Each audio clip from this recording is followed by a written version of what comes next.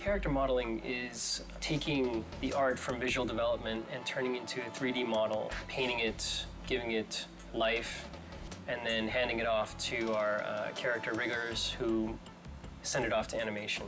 So we actually create the object itself.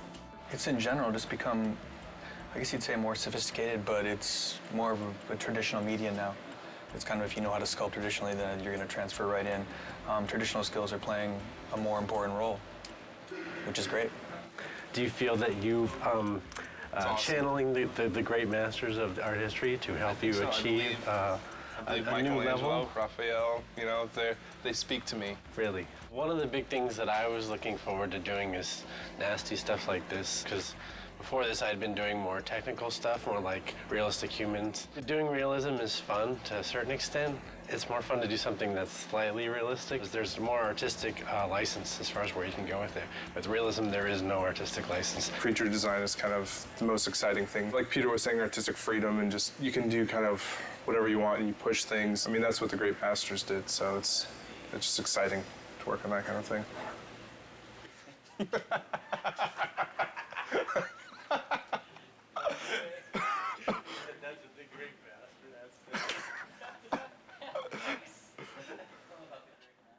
Here's my workstation. I have my Cintiq, which is what we use to paint and model. This is the monitor that we can actually draw on, paint on the screen, sculpt in ZBrush, which is very helpful and amazing.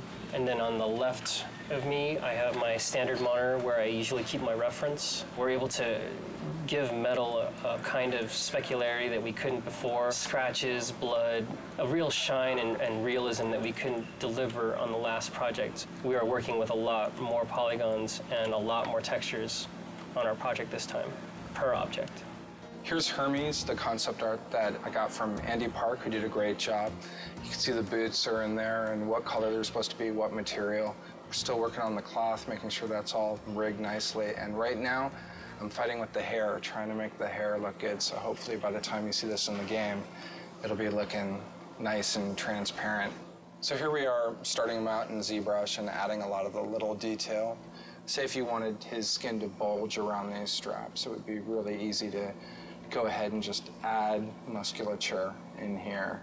Today you may defeat me, but in the end, Kratos, you'll betray only yourself. This is the Centaur in our game. Andy Park did the concept. They always do like a colored version first like this to kind of nail the feel of the character and like what he's all about. And then they'll give us these turnarounds like this one. We have, you know, the horses have these like chest muscles that kind of flow up into the horse neck, you know, this way. And we have abdomen muscles and these obliques that kind of flow in. And where our hips sit, you know, is kind of where their shoulder blades sit. So typically most people draw centaurs. You know, this isn't, I'm not the first one to make one of these things. So, you know, this has been thought about before. But typically, you know, our hips, like where the hips would sit on a human, they put where the shoulder blades would be. It feels kind of like it would work, you know.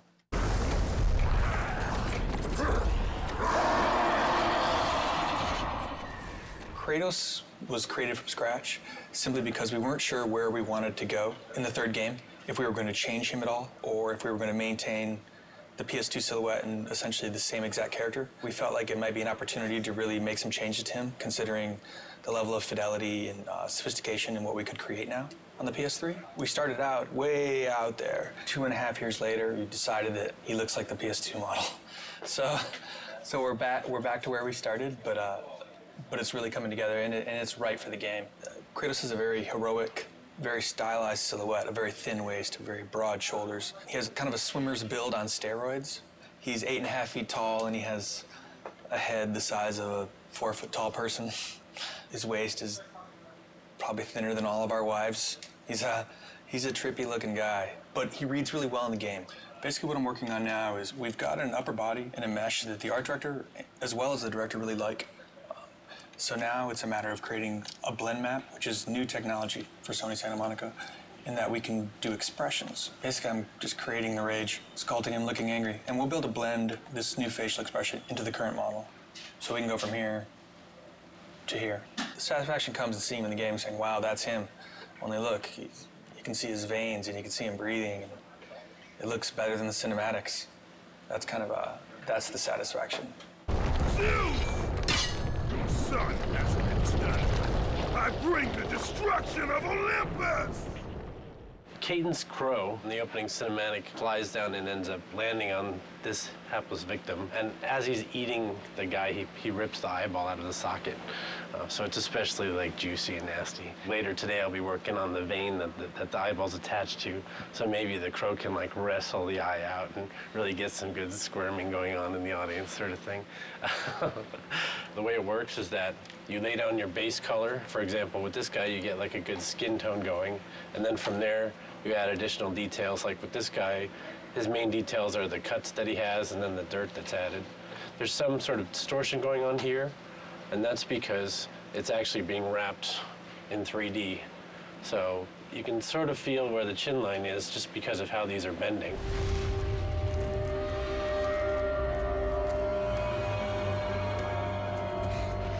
This is Hercules, and he's wearing these cestises, and basically they're like these huge gauntlets. Just trying to get across the fact that he's kind of like this aged warlord. He's not a super fresh young guy, so he's got some fat to him and some history.